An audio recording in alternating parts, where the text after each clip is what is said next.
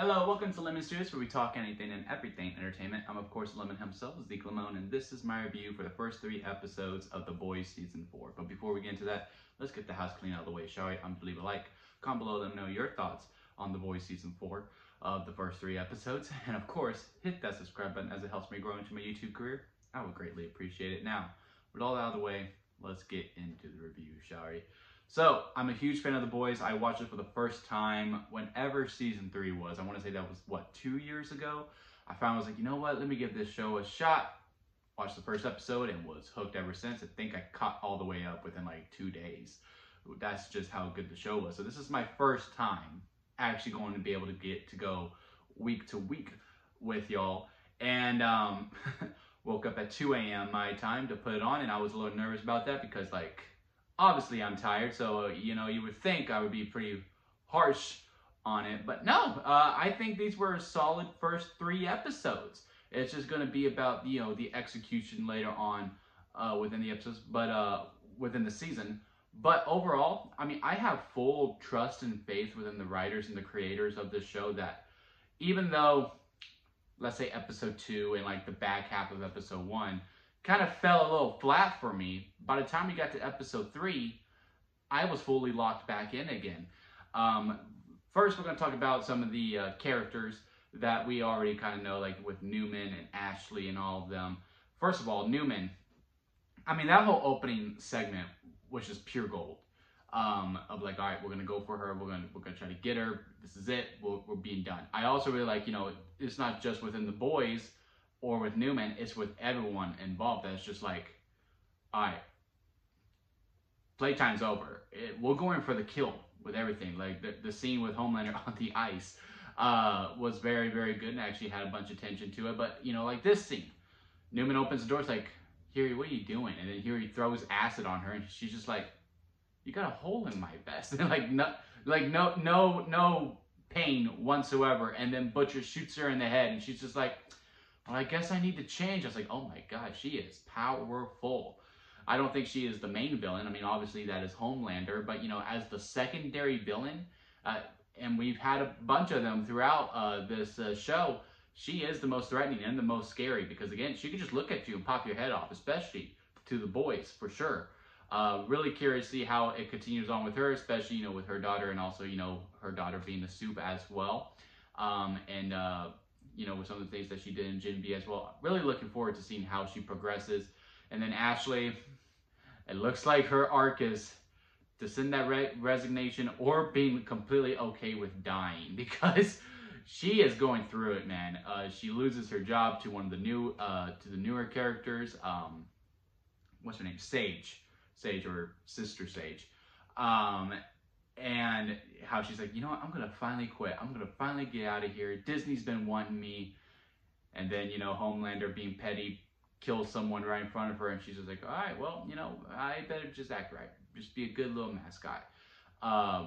Again, I really enjoy Ashley. Like, she gets on my last nerve. And part of me was kind of satisfied that, she did get her comeuppance because the way that she just goes ape is pretty wild.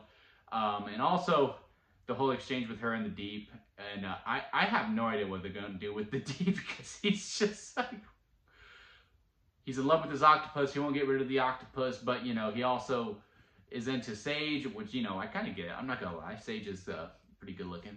And they have that thing going on. We'll see how that goes. A-Train also within the mid card. It looks like he's going to be doing a turning face. I would not have been expecting that whatsoever. Looks like he finally really wants to do good, and he's actually really helping out the boys. And it's also going to be curious to see as we move into our common characters, our main players, if you will, within the boys, like Mother's Milk. It looks like his arc is going to be learning how to become a true leader and actually really listen and not just be like, look, it's my way or no way. In a way that was Butcher, but I think Butcher, had a better hold on within the team. I mean, you got Kamiko and Richie just going out on their own, not telling anyone. Huey is just like, no, you can't be bringing in A-Train. Granted, that probably was the same, but it just looks like they're really trying to hammer on with Mother's Milk arc is that in becoming that leader and actually earning that authority and that respect as opposed to saying, look, if I tell you to do this, you do it this way. And if I want to do it, if I want to bring in this person, we're going to do it. Looks like he's going to earn that as opposed to, you know, demanding it as Butcher kind of did. Starlight becoming much more prominent within, you know, wanting to actually be a face and being a hero and all that stuff within her group that she is in, because, you know, it's Team Starlight versus Team Homelander, and actually showing up and being Starlight. Again, a lot of this reviews is going to be like, I'm very curious to see where it goes, because it's just very intriguing. And it's just like with these first 3 episodes, which overall I am really glad that they did 3 episodes, because like I said, episode 1, it started off really strong, but as it went, I was like, okay, that's fine. Let me turn in episode 2 and see how it goes. And episode 2 out of 3 was my least favorite. It was still an overall good episode, but it is my least favorite. And then episode 3 to me just hit on style. I was like, okay, this is the boys. This is the boys, and we're on liftoff, and we're taking off a bunch of absurd stuff. I mean, we had one in episode 2 as well when we were at the I don't know what we call it. It was some convention. There's a joke there, and they say it in the show as well, but I can't really. I don't know if I'm allowed to say it because of YouTube, or also I just really can't fully remember it. But at that convention with the guy duplicating himself, and he has to be naked, and the scene before that Richie and Kimiko lean into. And then let's talk about our new character, Starfire. Not Starfire. Firecracker. I don't know that new hero's name. The one that is the conspiracy theorist, if you will. And of course, Sister Sage, or just Sage, as she would like to be preferred to be called. Firecracker, I was like, kind of like, okay, this is going to be an ongoing bit joke. You know, it was kind of one note for a little bit for me until episode 3. And they had that scene with Starlight, where Starlight's like, dude, what's your problem with me? And then it comes back like, look, when we were younger, you were mean. And you were mean. And she's like, well, you know, I was young. I'm like, you know, words carry. And hell have no fear like a woman scorned. She has carried that hate with her. Now, like what Mother's Milk told Butcher, is like, look, it's too little, too late.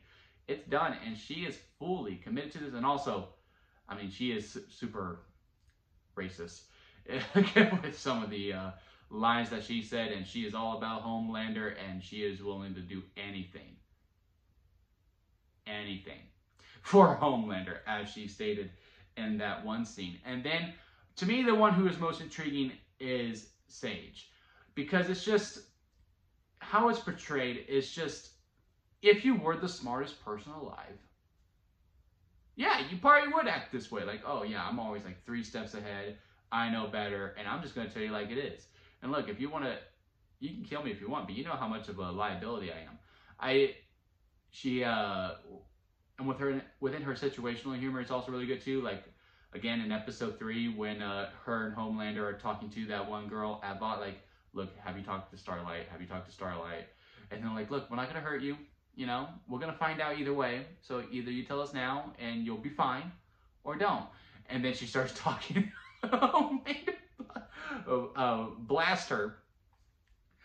And she's like, well, I mean, don't you think, you know, the next words would have been helpful? He goes, well, you know, I am really pity. Like, their back and forth is going to be really fun to see moving forward. And I'm also curious to see what the deal with the Deep is too, because, you know, when her and Deep were starting to get intimate, they pan down and you see some blood on a corkscrew, I want to say. So TBD on that. Really, really looking forward to that. The only complaints that I really have within it, again, it's just, you know, it really needed 3 episodes for me to really get completely engaging. Every episode had its moments where, you know, it was like, oh yes, this is really, really good. It just, all 3 of them consuming it in. Looks like we're done with Act 1 at this point, and we are just going full throttle now into Act 2. It just took me a minute to fully be like, okay, I'm fully locked in, as opposed to just spirit of moments. And then Butcher kind of seems really to the side for right now. I mean, he has that thing with oh crap, what's the actor's name? He's in The Walking Dead. He's perfect for the show. But he's having the conversations with him. Looks like they're going to have their alliance since now Butcher's no longer with the boys. He'll be back with them at some point. And he's also just looking for his son. And I get it. The arc for Butcher is that, look, I just got to make it right with this kid. And I just need help getting that. I don't care if Homelander wins, because, you know, they brought up the season 3 finale of how he was like, look, I had him won, but it would have killed my son, so I couldn't do it.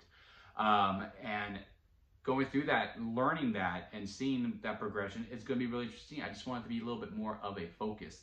Because again, you know, Butcher's really the main person. I mean, I guess Huey as well.